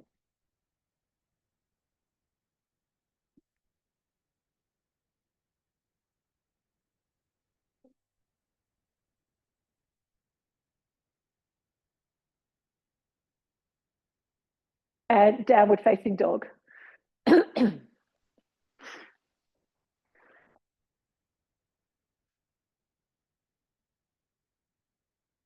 Just release the base of the skull down.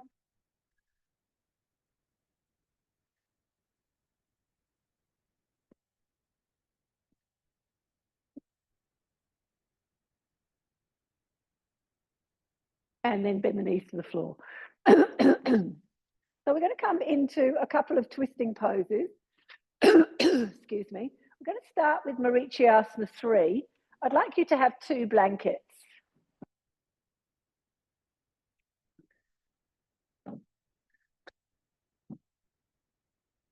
My apologies for whoever's on camera, just having this walking around. Anyway, we're going to manage that. Oops. There we go. This should work. All right. So you're going to come into Marichiasana. You're going to take Marichiasana is an interesting one in terms of body shapes. So I have a very long torso and I have short limbs. So I don't need a lot of support underneath my buttocks. If I do, I'll never be able to sort of turn. So if you're like me, just have a two-fold and then another two-fold beside it.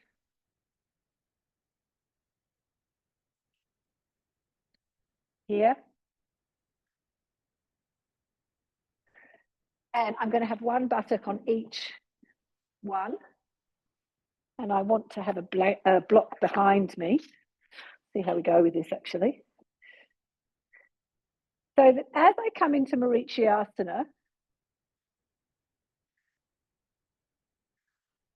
I'm going to get you to come to this point. So the right heel, the left leg is straight. Everyone, let's do it together. The right heel is right up against my right buttock bone, so it's in tight. If you find that's really difficult for your groin or your ankle, you could sit slightly back and bring the heel up onto the blanket. But you probably don't need to do that, most of you, unless you've got an injury there, really. Now, then I'm going to come across and I want to bring my hand onto my block. But what I want to do is then get rid of that blanket so that my right groin can start to release down. Right groin can start to go down. Right buttock can start to go down. Right waist can go down. I'm going to allow that right knee to come across my body to turn a little more. And I want to try and bring my left ribs across towards the right leg as much as I can. So I'm aiming to turn my left ribs beyond my right thigh if possible. So the left ribs really come around. Bring your right foot a little closer, Hannah. Yeah. And tuck. Extend through the back, the skin on the back of the left arm. Extend. Now lift the manubrium up. Because that just drops. Press the arm against the leg. Turn through the spine. Turn through the ribs. Bring the block maybe onto that blanket. And now drop the right buttock down. That's it. That's it. Lovely. Yeah. Whoop. Yeah. Keep turning. Kylie, you have to go. Yeah. Inhale, come back to the center. And go to the other side. So you might want to replace that blanket. You can, excuse me, you can have higher blankets underneath the buttocks. As I said, if you've got a short torso and long legs, number one, you're very lucky, but then you probably actually need higher blankets. Yeah. So in relation to your torso, how long are your legs? Long torso, you don't need much support. Short torso, you probably need more support if you've got long legs. All right. So from there, you're going to raise your right arm up and tuck the elbow to the outside of the left knee. Let the left knee drop across. If you have a look at Julie, that's great. She's letting it come right across, which means she can really bring the back of her armpit as much as possible onto that leg and start to rotate. Then she can let that outer left buttock come down and lift the manubrium up. So for her, manubrium up, C7 comes in. You're not taking the head back. And then as you press against the knee, press the knee back against the arm to bring the right ribs forwards, bringing the right ribs beyond the right thigh, manubrium up. So your tendency is to want to look at the floor all the time, which accentuates all of this. Yeah. Yeah. Turn the right ribs forward. It's a nice pose. Turn the right ribs forwards. Don't let the right leg collapse. Take the whole right thigh down. And it's looking good, everyone. And then go to the other side, release, go to the other side again. So if you can, on this side, you clasp. So adjust. Bring your right foot in.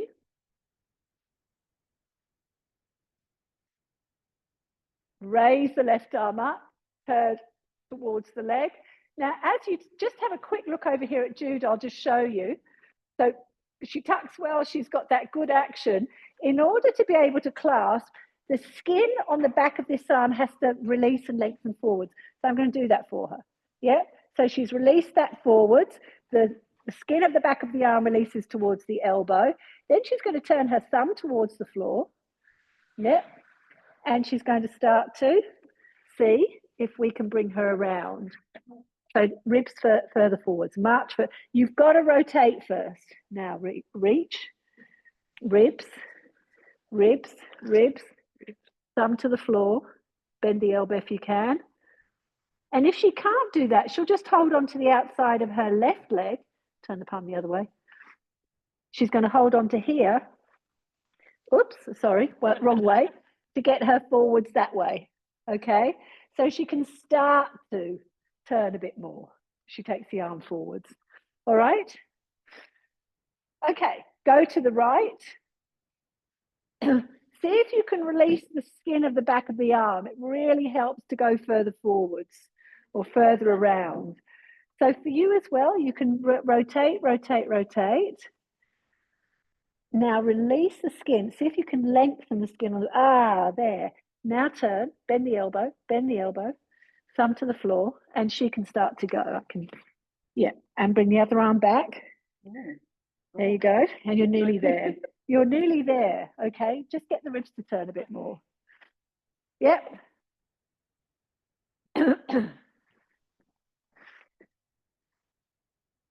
Yep. Start to turn. And lengthen from the back of the shoulder to the elbow.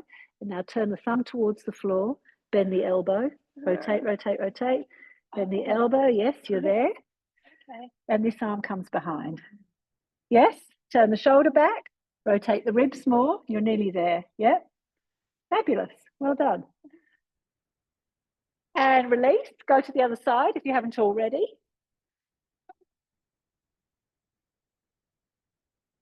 So the grip doesn't come from the shoulder. The grip comes because you can take your ribs as far forwards as possible.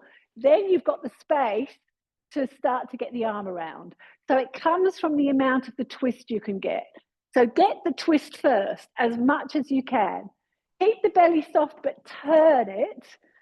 Turn the right ribs forwards. Go, go, go. Right ribs forwards. Yes, lovely. That's it.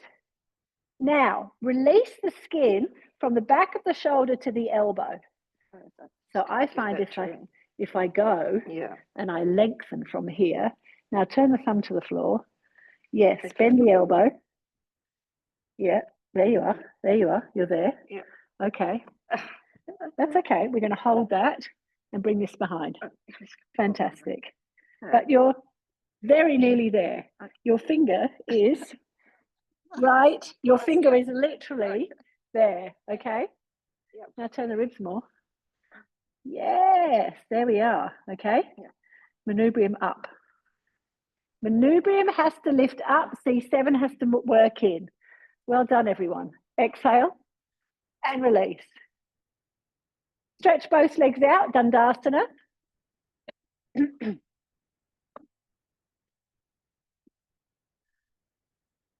There's the camera.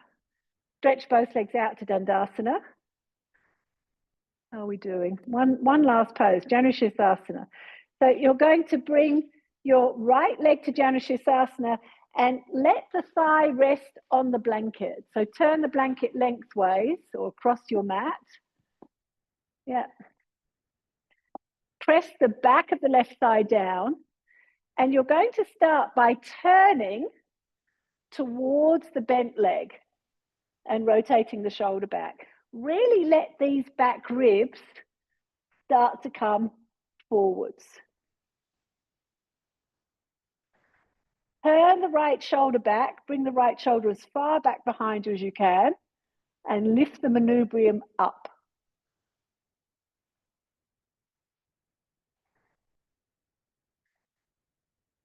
come back to the center.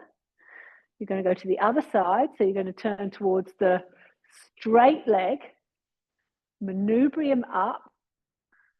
God, you're going to dream about this word, aren't you?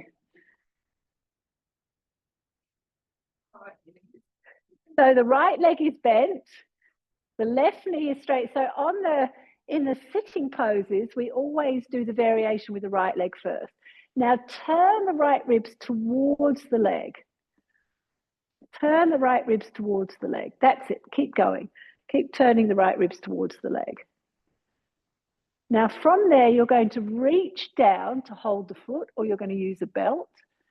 And if you've got a belt there, everybody, otherwise you're reaching down to hold the foot. You've got your left hand out to the side and you're turning your right ribs down to the floor. So as you go forwards, keep turning the right ribs down towards the floor. Keep going forwards and keep turning.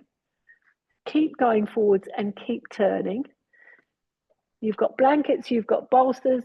Keep rotating. Keep rotating. So that you want to bring your head down onto your leg, but if you can, keep your head on the left side of your leg. Yes, that's it. So you've really got the rotation there. So as you keep going down, keep rotating the ribs. Keep going down, keep rotating. That's it, that's it. Until, if possible, you rest your head on your leg and then bring both hands onto your leg. Well done, Hannah. Bring both hands onto your foot. That's it. Broaden the elbows out to the sides. Take the ribs forwards with you as you broaden the elbows out to the sides. Yes, Hannah, amazing. Press the back of your thigh towards the floor. Julie as well. Wow, the hamstrings have really come along, haven't they, guys? Very exciting. Much more access to forward bends. Yeah, okay. Back of the thigh to the floor. Turn the right ribs towards the left leg.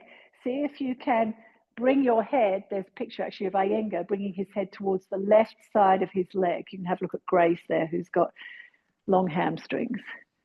And then inhale and come up and change sides.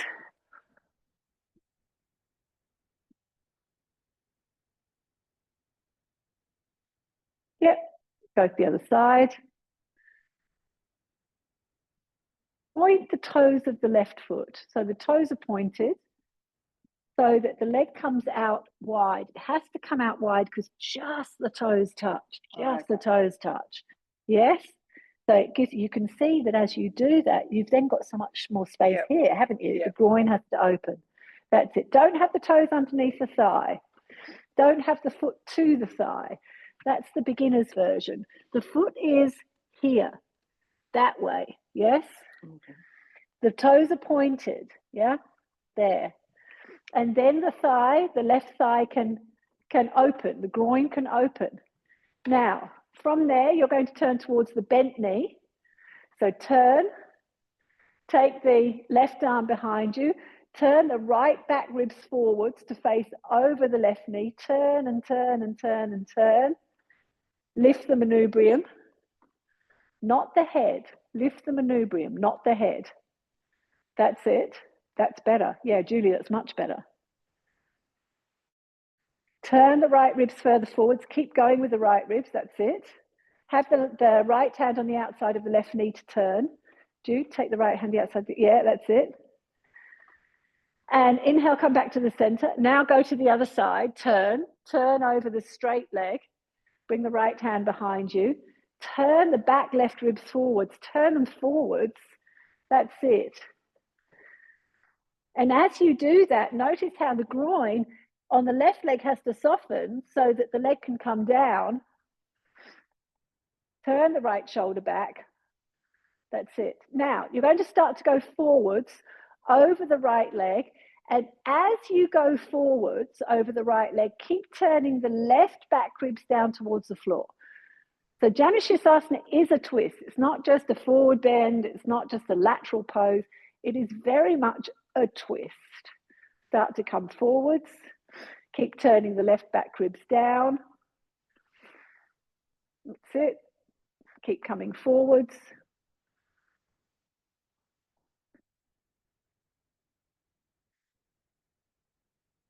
So that you're taking your head to the outside of the right leg, if you can. It requires long back muscles and it requires long hamstrings. Press the back of the right thigh down into the floor. Keep it really grounded, really solid there. Yeah, Hannah, very impressive. Wow, your forward bends have come a long way, haven't they?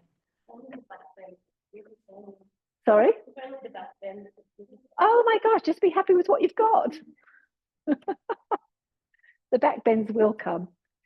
You know, Iyengar said you've got to learn to go forwards before you learn to go back. Oh, there you go. Yeah. Got to have the length in the spine before you learn to go backwards. Yeah. Otherwise, it's just compressive. Yeah, Grace, that's looking really, really nice. All right. Inhale and come up. And stretch both legs out. You're going to come into, so this is going to be Shavasana. You need a 2-fold blanket along your spine, like that. So a long 2-fold blanket along the spine, another blanket on top, maybe just a 2-fold. It probably doesn't need to be too much, just a slightly lifted Shavasana. And you can have a bolster underneath your knees if you want to. Have a blanket to throw over you. You know, it's not so warm this morning. I think it's going to be a beautiful day, but it's not yet. So maybe different in Adelaide, but take what you need to cover yourselves up. Socks on, jumpers on, and so on.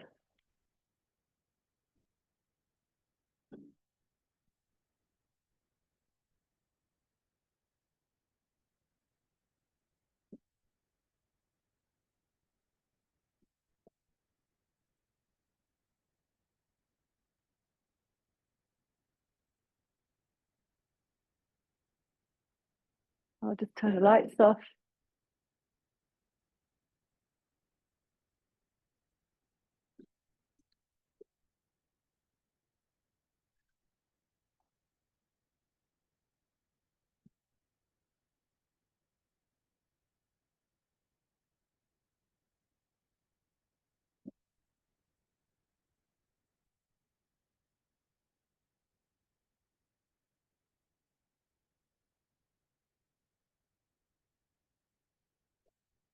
Take the feet fairly wide, arms out to the sides with the palms facing upwards. You're welcome to use something underneath the knees, a bolster underneath the knees if you need to.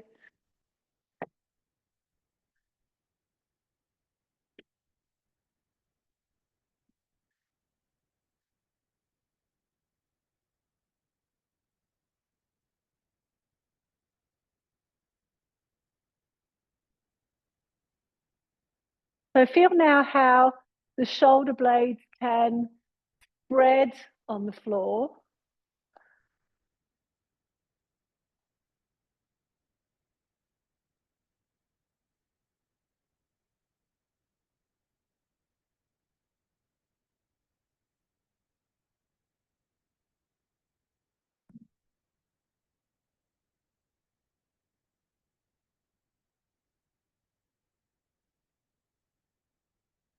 Let the shoulder blades spread, let the buttocks spread, let the buttocks spread away from the spine, away from the sacrum. So that the sacrum's broad on the floor. Feel the right and the left sides of the sacrum. Do they both feel weighted, that same weightedness? Or is there a sense that you need to sort of surrender one side of the sacrum? And the same with the shoulder blades. Is there a sense that you need to surrender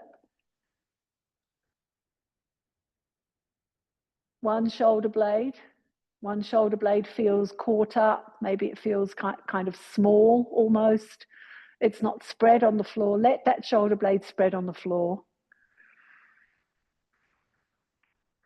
And then let the base of the skull also spread.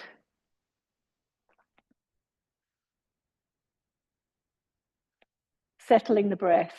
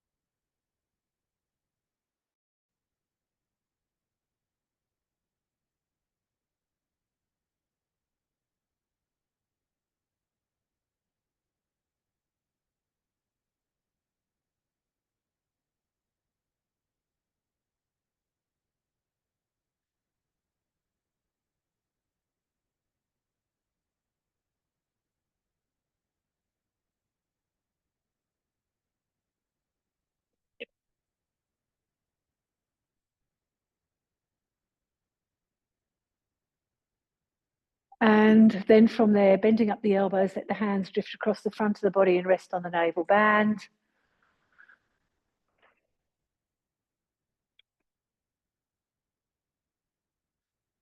Roll over onto your right side.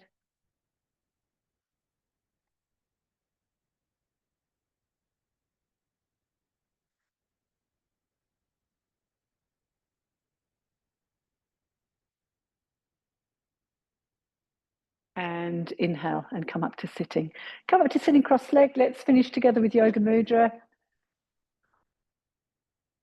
Bring the palms of the hands together to the center of the forehead and the heart. Bow the head to the heart, to the wisdom and compassion within. And then release your hands and raise your head up. Have a lovely day. Enjoy.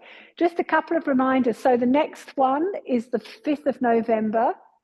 And the last one for the year is the 4th of December. So we'll go back to it being the first week of the month.